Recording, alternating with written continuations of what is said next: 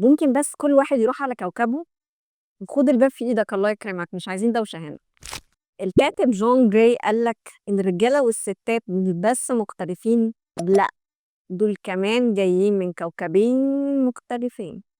الراجل منطقي مباشر وبيحل المشاكل بطريقة عقلانية بحتة.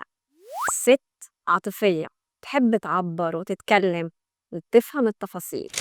هنا بقى تبدأ الكوميديا.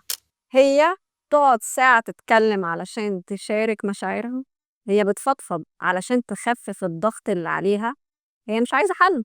وبعدين يجي الراجل تلاقي رد عليها رد هيجيب أجلها. والنبي لا تولولي شويه، انا عايزك تولولي شويه عشان يبقى اسم على مسمى، وبعدين تصحي عشان تنام.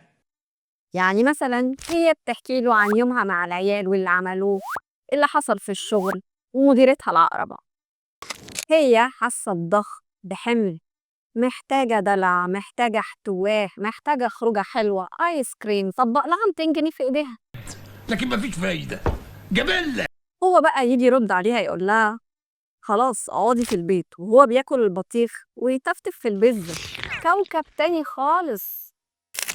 هو بالنسبة له الدلع حل المشكلة، وهو بيدلع حتة بطيخ تطري على قلبها.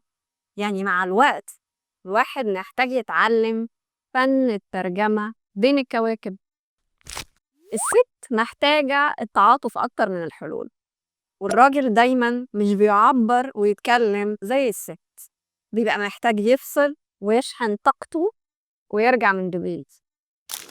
وفي النهاية قالك الكاتب العلاقة فن، محتاجة فهم وتطوير وتعامل مع الاختلاف بحكمة بدل ما تعتبره مشكلة.